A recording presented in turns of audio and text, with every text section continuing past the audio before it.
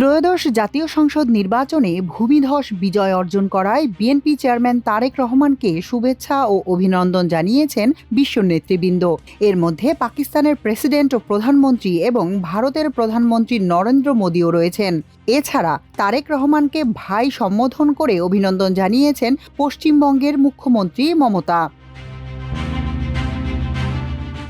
নির্বাচনে নিরঙ্কুশ সংখ্যাগরিষ্ঠতা অর্জন করায় বিএনপি ও দলটির চেয়ারম্যান তারেক রহমানকে অভিনন্দন জানিয়েছেন পাকিস্তানের প্রেসিডেন্ট আসিফ আলী জারদারি ও প্রধানমন্ত্রী শাহবাজ শরীফ। বিবিসির খবরে জানানো হয়, আসিফ আলী জারদারি বলেছেন, পাকিস্তান বাংলাদেশের গণতান্ত্রিক আকাঙ্ক্ষাকে সমর্থন করে এবং বাণিজ্য, প্রতিরক্ষা ও সাংস্কৃতিক বিনিময় জোরদার করতে নতুন সরকারের সঙ্গে কাজ করার প্রত্যাশা রাখে।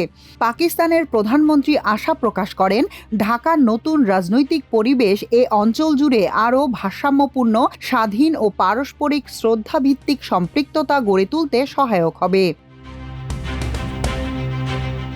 এদিকে বার্তা সংস্থা রয়টার্সের প্রতিবেদনে বলা হয়, নির্বাচনে বিজয় নিশ্চিত করায় বিএনপি ও তারেক রহমানকে অভিনন্দন জানিয়েছেন পাকিস্তানের প্রধানমন্ত্রী শাহবাজ শরীফ। বাংলাদেশের জনগণকেও অভিনন্দন জানিয়েছেন তিনি।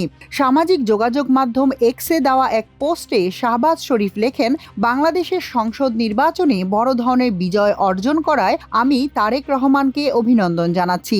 নির্বাচন সফল করায় বাংলাদেশের জনগণকেও অভিনন্দন জানাই। শাহবাজ আরও লিখেন, আমি বাংলাদেশের নতুন নেতৃত্বের সঙ্গে ঘনিষ্ঠভাবে কাজ করতে চাই, যেন আমাদের ঐতিহাসিক দ্বিপক্ষীয় সম্পর্ক আরও দৃঢ় হয় এবং দক্ষিণ এশিয়া ও এর বাইরে শান্তি, স্থিতিশীলতা ও উন্নয়নের ক্ষেত্রে আমাদের অভিন্ন লক্ষ্য এগিয়ে নেওয়া যায়।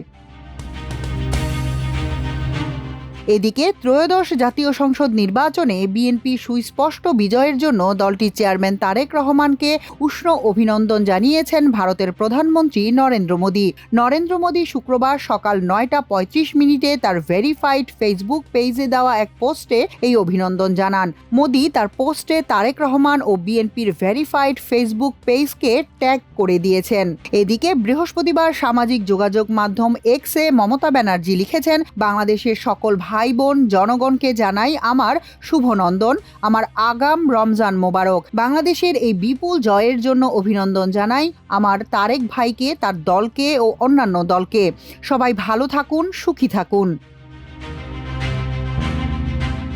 অপরদিকে ত্রয়োদশ জাতীয় সংসদ নির্বাচনে ঐতিহাসিক বিজয়ের জন্য বিএনপি ও দলটির চেয়ারম্যান তারেক রহমানকে শুভেচ্ছা জানিয়েছে ঢাকার মার্কিন দূতাবাস। শুক্রবার ঢাকার মার্কিন দূতাবাসের ভেরিফাইড ফেসবুক পেজে দেওয়া এক পোস্টে এই শুভেচ্ছা জানানো হয়। পোস্টে উল্লেখ করা হয়, একটি সফল নির্বাচন আয়োজনের জন্য বাংলাদেশের জনগণকে অভিনন্দন। বিএনপি এবং তারেক রহমানকে তাদের ঐতিহাসিক বিজয়ের শুভেচ্ছা।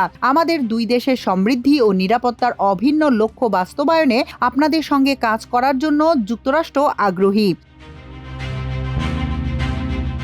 এছাড়া ত্রয়োদশ জাতীয় সংসদ নির্বাচন সফলভাবে সম্পন্ন হওয়ায় বাংলাদেশের জনগণকে অভিনন্দন জানিয়েছে চীন। নির্বাচনে বিজয়ী হওয়ায় বিএনপিকেও অভিনন্দন জানিয়েছে দেশটি।